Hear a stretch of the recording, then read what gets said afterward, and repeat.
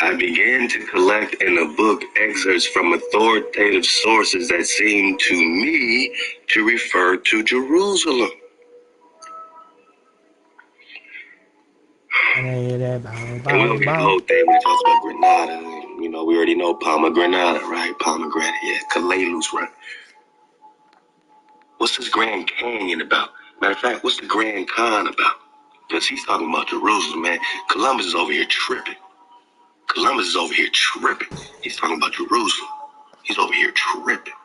Let me get this any bigger, man. Let's go. Let's go. I'm charged up right now, man. You know what I mean? It's just that time to be charged up right now. You can't be wishy-washy. You know what I mean? You gotta be 100% you and your purpose and your shoes or nothing else. Get out of my way. Get out of everybody's way. If you ain't 100% you. Right. If you're trying to be anybody else, if you're trying to act any type of other way, you're gonna lose, man. Cause you ain't you. But maybe you saw a glimpse of you. Maybe there was a you at one point that you need to reconnect to. And remember what got you here. Remember who you are. Reconnect to Hawaii. Again, in the Caribe Caniba. Alright, this Caribe described as the north coast of South America. Columbus believes he has at last located Prestigion, the Grand Khan. Remember, by this time, shit, you could be talking about Genghis Khan's folks too, right? Because this war supposedly happened about a couple hundred years earlier than this. So you're looking for Prestigion, you're looking for whoever got the Khan now. Whoever got the Khan is who got the priesthood, and this is why he brought a Hebrew interpreter to meet you, my nugget. Columbus brought a Hebrew interpreter to meet you when he recovered the what? The holy city and Mount Zion.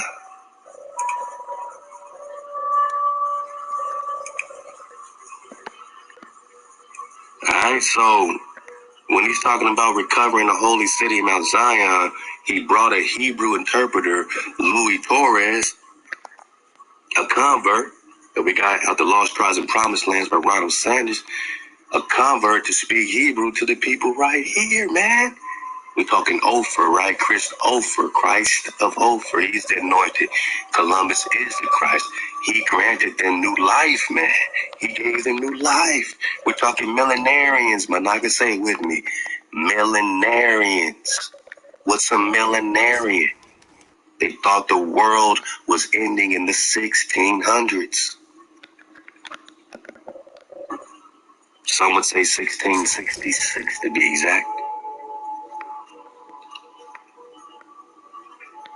Thought the world was ending.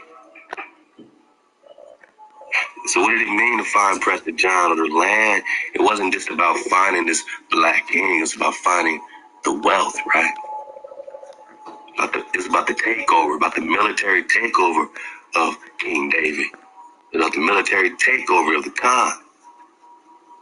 At this point, even Genghis Khan was about to go down based on this particular structure they was coming with, right? After the Papal Bull doomed diverses, wasn't nobody safe, right? All Saracens gotta go. So this is a renaissance, right? You know what I'm saying? So someone else is coming into power, right? The Khans are coming out of power, and then the Cohens are coming into power. Khan. So what holy city? What Mount Zion, man? Let's go. So we're talking about the Biblioteca Colombina in what? Seville, right? There's a printed copy of the Polo record, the Liber Diversorum, or Livre des Diversities of Messer Marco Milioni, which belonged to Cologne.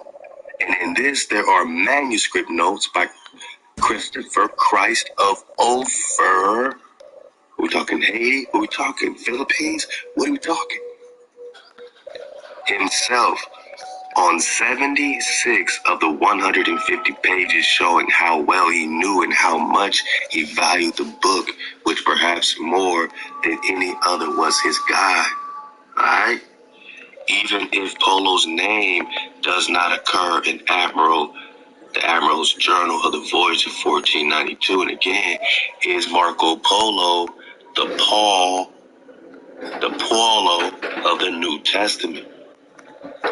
Huh? Explorers, alright, with the con. Huh? Okay, I mean, that's love to tie battle, though. That's love to tie battle. What it do, Aqua? So check it. Even if Polo's name does not occur in the Admiral's Journal of the Voyage of 1492, or rather in the abstract of that journal, which is all that we possess, yet Polo's Cathay and Zipangu are constantly in evidence herein. Constantly in evidence herein. What's in evidence? Polo's Cathay and Zipangu. Right. Cathay. Polo's Cathay. Remember, Cathay means a pure land. And Zipangu is just Japan. I mean, you've seen the maps. We pulled them up. So when we speak Cathay, we're also talking Cathay, y'all. India Superior, La China, La Florida, New World, right? No. It seems like our world was at some point reflected over there. Like everything else is, man. Let's go. A week before he lands in Guanahani, Columbus opines that the Penzine suggestion to steer southeast is not made with respect to Kapango. 2 days after the discovery, he feels he must go to try and find Kapango. And when he reaches Cuba, right? So is Japan or Zipango or Kapango just Cuba? Which in some languages was Hawa, from the signs the Indians made to be this very land.